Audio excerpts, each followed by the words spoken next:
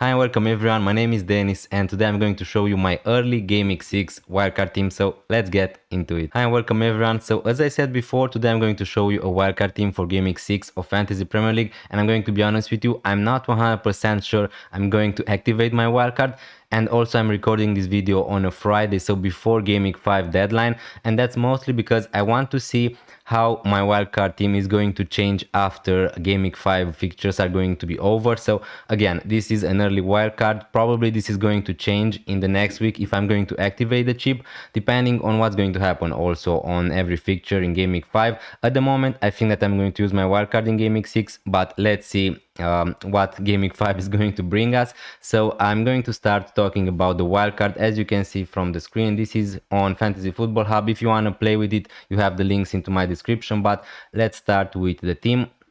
At the moment, this is how I'm thinking. I want to have 3 players from Arsenal, and I know it's not amazing to wildcard in Game 6 when Arsenal are going to have a tough fixture against Newcastle away, but overall, if you look at the fixtures, they are great for Arsenal, and this is one of the reasons I want to wildcard in Game 6, besides getting rid of a lot of players like Rodgers, Wirtz, Watkins, is to have these players in advance, because from Game 7, everyone is going to want to have a lot of players from Arsenal, because if you look at the fixtures, West Ham, Fulham, Crystal Palace, Burnley, Sunderland until Game 11. That's a pretty nice run, and at the moment I'm pretty sure I'm going to go with double up Arsenal defense, and that's with Raya and Gabriel. These are the safest options. You can go for someone like Calafiori, Timber in defense if you want, maybe someone like Saliba, but again, Gabriel is the most nailed defender. He has the best attacking threat from all the defenders from Arsenal, and I know that Timber scored a lot of goals and the same for Calafiori, but I just don't think that they're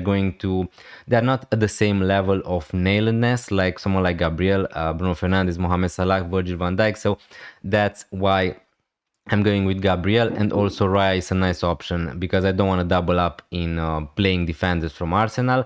So this is one I want to have. Now I'm going to try to, let's pick the players I'm pretty sure I'm going to have on a wildcard. So this is a nice strategy also for you when you're building a wildcard team. Try to pick those key players, and then you're just going to build around the team. So Raya, Gabriel are pretty much locks. Senesi, Anderson, these players are locks. I want to go for Haaland, obviously in Game 6, so he's locked into my team. The same goes for Semenyo. Other than that, I'm open to make some changes. But these players, and also Dubravka, as a 4 million goalkeeper, he's going to be in any wildcard team you're going to see. Now, after that, with Gw6, I'm not 100% sure I'm going to go with him.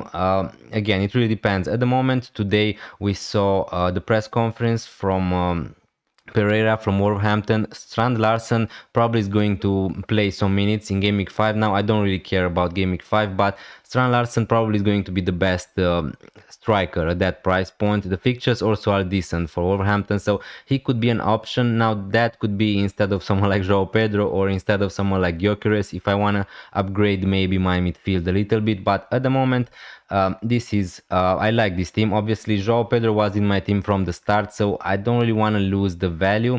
But again, if you want to go without João Pedro in Game 6, I totally understand. It's not such a big difference. If you want to go a little bit different, is fine. The fixtures are not amazing for Chelsea, Manchester United, Liverpool, Nottingham Forest. I mean, Nottingham Forest is okay, but yeah, from Game 9, I really like the fixtures from Chelsea. So again, I'm not sure if I want to lose João Pedro and then buy him back at a bigger price. So at the moment, he's in. Haaland again.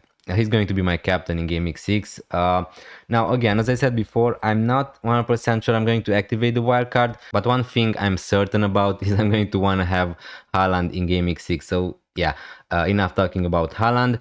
Palmer, Semenyo. Again, with Palmer, I want to have him for the fixtures after Game 9, 100%, Sunderland, Spurs, Wolverhampton. In Game 9, also for the captaincy, because there aren't a lot of good captaincy options in that week. Now, obviously, if you have Salah, you can captain him against Brentford. If you have Haaland, you can captain him against Aston Villa. But Palmer probably is going to be the best captaincy option in that week. Now, if we move a little bit, let me just show you. Here I put the easiest fixtures overall from Game 5. I should move here from Game 6. to Game Week 14. And as you can see from the screen, Wolverhampton are going to play against Spurs, Brighton, Sunderland, Burnley, Fulham, Chelsea, Crystal Palace, Aston Villa, Nottingham Forest. So the fixtures overall are really great. That's why I'm going to see how Strand Larsen is going to play in Game Week 5 and then decide if I want to take a punt on him. I mean, not a punt, but he's a great option at that price. He's on penalties. He's really cheap. So yeah, the fixtures for Chelsea, I don't agree that are the best on this list. As you see here, Brighton, Liverpool, Forest, Sunderland, Spurs, but are not that bad either. So again, going with someone like Palmer could be okay. I really want to go for 2 players minimum from Manchester City. Now, Reinders, Haaland probably are going to be in my team. Reinders because pretty much he's getting good minutes at the moment and he's really cheap. So I want to have a piece of that Manchester City midfield in my team. The question is if do I go for a third Manchester City player? This is the question, and this is the part I'm finding it a little bit difficult. The fixtures are really good. Burnley, Brentford, Everton, Villa, Bournemouth, Liverpool in Game Week 11 is not great. Newcastle overall are decent for Manchester City, and obviously they are a top 3 team in the Premier League. For Aston Villa, again, not really interested at the moment in Aston Villa. Let's move again to my team. As you can see, at the moment I have Harvey Elliott. I think that he's going to be great value at that price, 5.4 millions. I know that Aston Villa were really bad in the first 4 game weeks of the season, but the features are decent, and also at that price, 5.4 millions, you're not going to play Harvey Elliott every game week, but he could be also on some set pieces, and he could play as a number 9 or as a right winger for Aston Villa. I think that he's going to be a starter soon enough for Aston Villa, so he's a one to consider on the wildcard. Now, obviously, there are other options. If you want to go cheaper, you could go for someone like Dewsbury Hall, who's also playing as a number 10, also on some set pieces for Everton. So I talked about Palmer. The question is, I could go for someone like Bruno Fernandes here instead of Palmer for the short term and then just move to Palmer, but that's just one transfer, and I don't mind playing Palmer against Brighton at home, against Nottingham Forest. Just in Game Week 7 he's going to play against Liverpool, which is not great, but the fixtures overall are decent for him, so I might as well just go with Palmer from the beginning. Unjae, again, we're going to take a look at some options. I just saw that Njai is looking like he's going to drop in price. I think that he's great value. He's on penalties, plays for Everton. Everton are getting better in attack, also offensively, so yeah, he's a decent option at that price. So Anderson, Senesi are pretty much in because they are great for defensive contributions, and now with all the information we gather from the first 4 or 5 game weeks, we know that at the moment it's looking like this is the way to go with cheap defenders who are decent for defensive contributions, and that's mostly because we don't have a good attacking fullback. Someone like Trent Alexander-Arnold, someone like Cancelo, someone like Munoz is not scoring at the moment every game week. So again, Van de Ven, Senesi, Anderson, these are really good for defensive contributions. Gabriel is there for the fixtures, and also Arsenal are the best defense in the Premier League. So yeah, and also Goodmanson for Leeds. I was also impressed with Leeds. They are okay. He's just a 4 million defender. I need to see if I want to make some changes to this structure. But probably this is how I'm going to go. If you ask me now on Friday before Game Week 5 deadline, let's see how this is going to change. If we talk a little bit about other options, let's filter here midfielders under 8 millions, let's say. So Semenyo, someone like Foden again could be an option.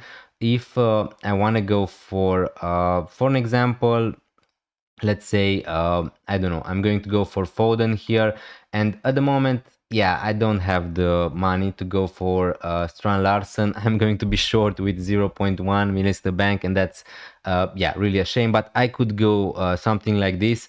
Or maybe you, if you have better team value, someone like Foden, again, it's looking like he was the best player for Manchester City in the Champions League. He played good minutes in the last 2 games at least, and we all know then if we can get a Foden who's going to play consistently for Manchester City, he's a real great asset. Now let's move back to the midfielders. Someone like Gordon could be an option, but I'm not really sure I want to go for any Newcastle midfielders at the moment because they have a lot, and also in attack I don't want to go for Voldemort, I don't want to go for Wisa. I think that is going to be a lot of rotation. We saw that in the Champions League yesterday. Voldemort was on the bench. Now obviously that's related to his fitness, but yeah, After that, Anderson, I think that he's great for defensive contribution as a cheap midfielder if you want to go there.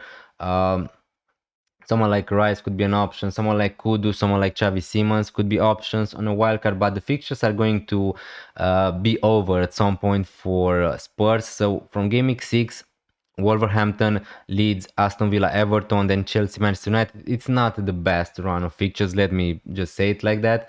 Uh, but yeah, pretty much these are the options. Someone like Paqueta, someone like Dewsbury Hall, Anderson, Reinders, Harvey Elliott. These are the cheap options at the moment, which I'm interested in. I don't want to go for Caicedo. I don't want to go for Estevao. I don't want to go for Soboslai. So yeah, pretty much these are the options. Hopefully I covered a lot of them in the forward line. Again, if I'm going to use my wildcard, I'm going to get rid of Watkins, but he's a nice option for the next two. Let's be honest, the fixtures are decent, but yeah, they are not playing amazingly at the moment. Someone like Evan Nilsson could came here instead of João Pedro at 7 million. The fixtures are decent for Bournemouth, Newcastle, Leeds. Newcastle is in game week 5, so Leeds, Fulham, Crystal Palace, Forest, then City, Aston Villa. The fixtures are decent, but he's not going to be on penalties. And I'm not really sure if I want to triple up. I don't want to go for Wood. I don't want to go for Sesko. I don't really want to go for Bone, although the fixture at some point are going to get better. Palace, starting from game week 6, Everton, Arsenal, then Brentford, Leeds, Newcastle, Burnley. This is a pretty nice run for West Ham, but again, I'm not really trusting their attack at the moment that much. Beto, Muniz, not a lot of options. So pretty much Strand Larsen or Evan Nilsson would be my alternatives if I don't want to go for João Pedro at the moment. And in defense, there are other options. Now, what is missing in this draft obviously are the Liverpool players, and I'm willing to bet against them at the moment in game week 6 if I'm going to use my wildcard. Again, I think that Mohamed Salah is still going to be a great option if you want to go there, but if I'm going to use my wildcard in game week 6, I'm going to try to go a little bit different. They're going to play against Palace, Chelsea, Manchester United, Aston Villa, Manchester City in the next 5 or 6 game weeks, so the fixtures are not amazing for Liverpool. From game week 12 are going to be a little bit better. And again, I don't want to go for Ekitike, I don't want to go for Isak probably, although I could understand why a lot of people are interested in him. Again, the minutes are going to be shared at some point. Someone like Ekitike could get minutes from Gakpo, from Wirtz. Mohamed Salah is the only player who I'm 100% sure is going to play all the minutes for Liverpool, and I think that he's the best option, obviously, if you have the money to go there. At the moment, I don't want to have a draft with both Haaland and Salah because I find it a little bit difficult, and I want to have also Palmer. So again, I need to see how my mindset is going to change. What is missing also is a more expensive defender. I could go for someone like Vardiol also in goal, not in goal, sorry, in defense. I would like to have 3 players from Manchester City, don't get me wrong, in game week 6 against Burnley. So I could even go for someone like Donnarumma from Manchester City, but I also want to double up on Arsenal defense. So again, maybe going for someone like Saliba, maybe going for someone like Timber, although I would not be 100% sure they're going to start. Every time a game week is going to come, I'm just going to look at the sheet, the lineups to see if they're going to start. So again, these are the options: Donnarumma, Raya in goal. I could go for a cheaper goalkeeper and maybe upgrade one of my defenders, but I really like Senesi, I really like Anderson, I really like Van de Ven. If we look at other options at that price, 4.9 millions, I don't want to go for any defender for Chelsea. I think that they're going to rotate. Richards, Gw6, decent value. The fixtures are just not great for Palace. Liverpool, Everton, Bournemouth, Arsenal in game week 9. After that are going to turn a little bit, but yeah, I don't want to go for an Aston Villa defender, although you could argue that the fixtures are really good for them. So yeah, someone like Konsa, although boring, could be a nice option. Maybe someone like Agbadu. I don't want to go for someone like Dorgo at the moment. I don't really trust Manchester United that much. So yeah, at the moment, this is how my wildcard team is looking like. I didn't activate the chip yet, but please let me know in the comments down below. What do you think? What would you change? And also, I'm really curious to see how this is going to change after we saw all the fixtures played for Game Week 5. But thank you so much for watching this video. I really appreciate it, and I hope that you did enjoy it. If you're new on the channel, and you enjoyed it, obviously leave a like, hit that subscribe button, and I'm going to see you next time. Bye. Bag pura lor, când mă întreabă oamenii de unde sunt, le zic de